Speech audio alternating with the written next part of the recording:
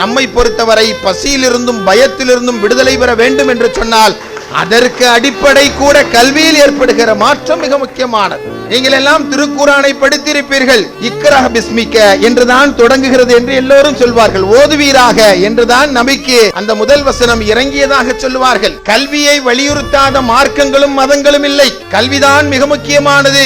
கல்விதான் வாழ்க்கையினுடைய முன்னேற்றத்திற்கு மட்டுமல்ல, ஒரு மனித வாழ்க்கைக்கு அடிப்படையானது என்பதை எல்லோரும் நீங்கள் புரிந்திருப்பீர்கள். அந்த திருக்குர்ஆனிலே வருகிற ஒரு அத்தியாயம் உங்களுக்கு எல்லாம் தெரியும். போர்த்துவீராக, போர்வை போர்த்துவீராக என்று சொல்லுகிற ஒரு அத்தியாயம் உங்களுக்கு தெரியும். அந்த அத்தியாயம் என்ன சொல்லுகிறது?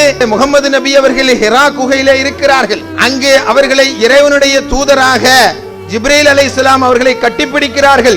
அதை கண்டு அச்சமுற்று ஓடி வருகிறார்கள் நபி அவர்கள். வந்தவுடனே அன்னை கதீஜா நாயகி அவர்கள் பார்க்கிறார்கள். என்ன இவ்வளவு பரபரப்பாக ஓடி வருகிறீர்கள் என்று கேட்கும் பொழுது படபடத்த நெஞ்சோடு நபி அவர்கள் சொல்லுகிறார்கள், நடந்த சம்பவங்களை சொல்லுகிறார்கள். நபி அவர்களுடைய படபடப்பை குறைப்பதற்கு, பதற்றத்தை குறைப்பதற்கு அன்னை கதீஜா அவர்கள் சொல்லுகிற செய்தி என்னவென்று சொன்னால், நம்மிடம்தான் பணம் இருக்கிறதே, நீங்கள் பயப்பட வேண்டாம் என்று சொல்லவில்லை. நம்மிடம்தான் அதிகாரம் இருக்கிறதே, நீங்கள் பயப்பட வேண்டாம் என்று சொல்லவில்லை. நீங்கள் எல்லோருக்கும் நன்மை செய்திருக்கிறீர்கள். நீங்கள் ஏழைகள் என்று வந்தால் அவர்களுக்கு உணவளித்திருக்கிறீர்கள். பாதிக்கப்பட்டவர்களின் பக்கம் நிற்கிறீர்கள். எனவே நீங்கள் அச்சப்பட வேண்டாம், பயப்பட வேண்டாம் என்று சொல்லித்தான் அவர்களை ஆறுதல் படுத்துகிறார். பெருந்தலைவர் காமராஜர் அவருடைய கல்விக் கொள்கை என்னவென்று சொன்னால் அது பொது சொத்து என்று சொன்னார்கள் அல்லவா? அன்னை கதீஜா நாயகியினுடைய ஆறுதல் எப்படிப்பட்ட ஆறுதலாக இருந்தது? நீங்கள் கவலைப்பட வேண்டாம், நீங்கள் பிறருக்காக சிந்திப்பவர்களாக இருக்கிறீர்கள், பிற மக்களுடைய கஷ்டத்தை போக்குபவர்களாக இருக்கிறீர்கள். எனவே உங்களை ஒன்றும் அண்டாது என்று சொல்லி